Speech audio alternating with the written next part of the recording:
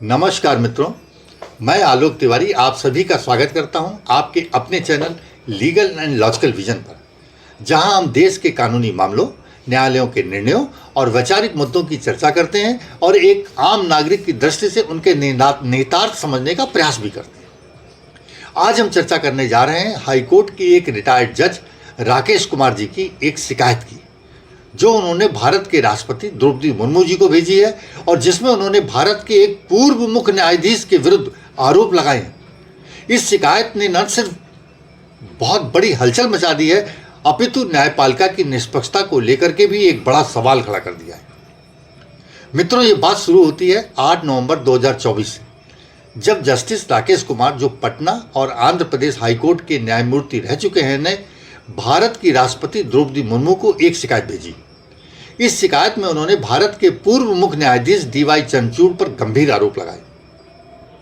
उनका कहना है कि चंद्रचूड़ ने अपने पद का दुरुपयोग करते हुए एक्टिविस्ट तीस्ता सीतलवाड़ को अनुचित लाभ पहुंचाने की कोशिश की है। ये बहुत गंभीर आरोप लगा रहे हैं वो।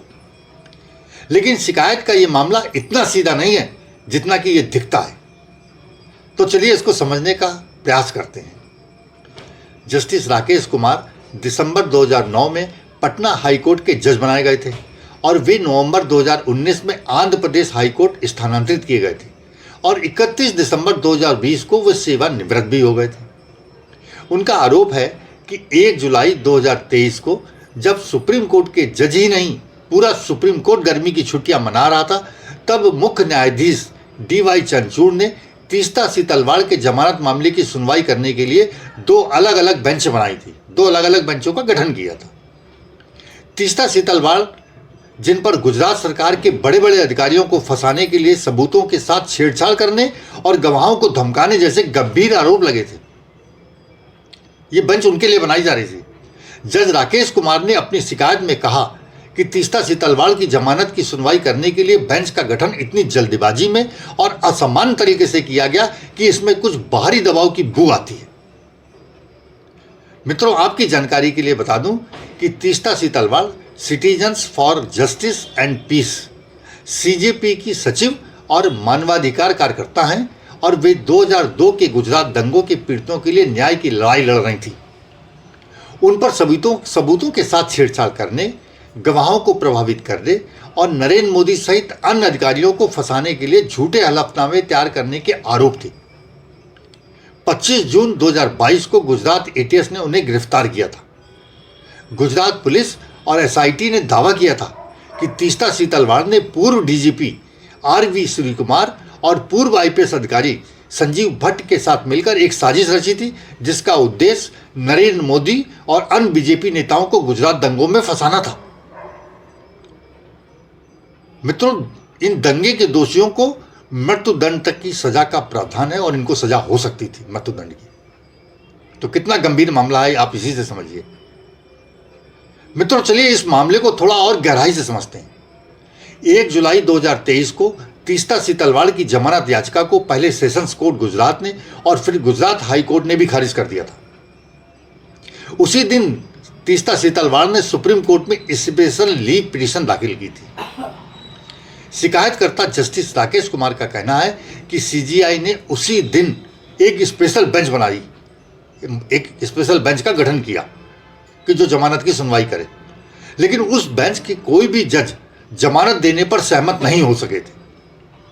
फिर उसी दिन शाम को, जब चंद्रचूड़ कथित तौर पर एक सांस्कृतिक कार्यक्रम में शिरकत कर रहे थे, उन्होंने एक और बड़ी बेंच का गठन कर दिया उसी तीस्ता सीतलवाड़ की जमानत के लिए। पूर्व जस्टिस राकेश कुमार का सवाल है, आखिर इतनी जल्दीबाजी क्यों की गई। उनका कहना है कि सुप्रीम कोर्ट उस दिन छुट्टी पर था और 1 जुलाई शनिवार का दिन था। फिर भी सुपरसोनिक स्पीड से बेंच का गठन किया गया और इसी कारण वो इसे भ्रष्टाचार निवारण अधिनियम के तहत अपराध मानते हैं और CBI जांच की मांग कर रहे हैं। बहुत गंभीर आरोप है ये। अगर आप देखें तो राकेश कुमार, जो पूर्व जस्टिस हैं, उन्होंने कहा है। और पूर्व जस्टिस राकेश कुमार जी ने राष्ट्रपति से अनुरोध भी किया है कि भ्रष्टाचार निवारण अधिनियम की धारा 17A के तहत CBI को जांच की अनुमति दी जाए। उनका कहना है कि अगर जांच होती है तो इसमें मुख्य न्यायाधीश DY चंद्रचूड़ के साथ साथ उन लोगों का भी नाम सामने आ सकता है जिन्होंने उन्हें प्रभावित करने की कोशिश की या प्रभावित किया है। मित्रों, राष्ट्रपति को भेजी गई इस शिकायत के तथ्यों की बात यदि हम अलग भी कर दें तो ऐसे मामले में रंजन गोगोई के उस बयान की भी याद कर ली जाए जिसमें उन्होंने सुप्रीम कोर्ट में एक प्रभावशाली लॉबी की बात कही थी। रंजन गोगोई 3 अक्टूबर 2018 से 17 नवंबर 2019 तक भारत के 46वें मुख्य न्यायाधीश CJI रहे हैं। उन्होंने 2021 में अपनी आत्मकथा जस्टिस फॉर द जज में और एक वेबिनार में भी दावा किया कि सुप्रीम कोर्ट में कुछ फिक्सर्स, भ्रष्ट कारपोरेट्स और असंतुष्ट कर्मचारियों की लॉबी काम करती है। यह भी एक बहुत गंभीर आरोप है सुप्रीम कोर्ट के ऊपर। अगर आप दें तो परोक्ष रूप से ही सही, लेकिन आरोप है जो न्यायपालिका को कमजोर करने की कोशिश करती है। उन्होंने ये भी कहा कि ये लॉबी, ये भ्रष्ट तंत्र न्यायपालिका को कमजोर करने की कोशिश करते हैं। उनका कहना था कि 2019 में उनके खिलाफ यौन उत्पीड़न के आरोप इसी साजिश का एक हिस्सा थे। गोगोई ने यह भी कहा कि कुछ लोग जजों पर अपनी अपेक्षाएं थोपते हैं और स्वतंत्र जज की परिभाषा तय भी करते हैं। उन्होंने रिटायर्ड जजों को 3 श्रेणियों में बांटा। एक्टिविस्ट जज जो रिटायरमेंट के बाद बोलना प्रारंभ करते हैं, प्रोफेशनल काम करने वाले जज और पोस्ट रिटायरमेंट काम करने वाले जज। उनका यह बयान खासा विवादास्पद रहा क्योंकि कई लोगों ने इसे उनके राज्यसभा में नामांकन के बचाव के तौर पर देखा था, जिसे केवल स्वतंत्रता और निष्पक्षता पर सवाल उठाने वाला ही माना गया था। बहरहाल, अब बात करते हैं 2012 के अभिषेक मनु सिंघवी विवाद की। अप्रैल 2012 में एक CD सामने आई जिसमें कथित तौर पर सिंघवी एक महिला के साथ आपत्तिजनक स्थिति में थे। आरोप था कि सिंघवी ने उस महिला को जज बनाने का वादा किया था। सिंघवी ने CD को फर्जी और मौपड़ बताते हुए खारिज कर दिया था और दिल्ली हाई कोर्ट से मीडिया में इसके प्रसार पर रोक लगवाने का आदेश भी ले लिया था।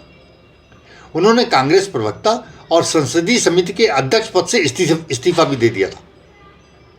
लेकिन उन्होंने ये भी कहा था साथ में कि यह इस्तीफा विवाद को रोकने के लिए था, ना कि गलती स्वीकार करने के लिए, क्योंकि बहुत से लोगों ने इनसे भरोसा भी नहीं किया था। RTI एक्टिविस्ट सुभाष अग्रवाल ने सुप्रीम कोर्ट से CD की जांच की मांग की, लेकिन उसका कोई परिणाम भी नहीं निकला।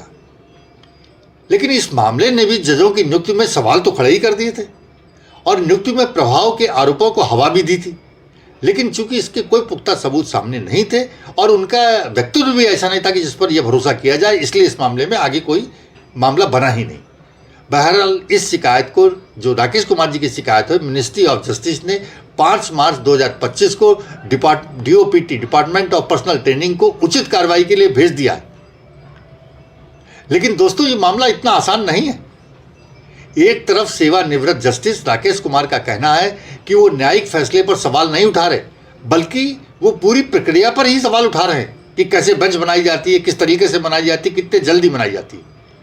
दूसरी तरफ ये सवाल भी उठता है कि क्या एक रिटायर्ड जज का इतना बड़ा आरोप सुप्रीम कोर्ट की स्वतंत्रता एवं निष्पक्षता पर सवाल तो नहीं खड़े कर रहा है। मित्रों, आपकी इस पूरे मामले में क्या राय है? मेरा मानना है कि यह मामला भारत की न्यायिक व्यवस्था में पारदर्शिता और जवाबदेही पर प्रश्न चिन्ह उठाता है। लेकिन अगर यह आरोप निराधार है तो ये एक रिटायर्ड जज की विश्वसनीयता पर भी प्रश्न चिन्ह खड़े करते हैं। लेकिन दोनों ही सूरतों में सच तो भारत की जनता के सामने आना ही चाहिए और आना जरूरी भी है। लेकिन प्रश्न फिर खड़ा हो जाता है कि जब सुप्रीम कोर्ट ने अपने ही निर्णय द्वारा अपने ही जजों को चुनने का फैसला पहले ही दे रखा है और जांच भी उन्हीं के द्वारा की जानी है, तब राष्ट्रपति महोदय इस समय सुप्रीम कोर्ट को कौन से कदम उठाने के लिए कह सकते हैं ताकि जनता का भरोसा न्यायपालिका पर बना है। मित्रों, क्या आपको लगता है कि इस मामले में जांच होनी चाहिए या इस तरह के आरोप सिर्फ दो जजों के बीच एक व्यक्तिगत विवाद का विषय है? अपनी राय कमेंट बॉक्स में हमें ज़रूर बताएं। और अगर आपको ये जानकारी अच्छी लगी हो तो वीडियो को लाइक करें, शेयर करें और चैनल को सब्सक्राइब करना भी ना भूलें। हम आपसे फिर मिलते हैं एक नए विषय और विमर्श के साथ। तब तक के लिए जय भारत, वंदे मातरम, धन्यवाद।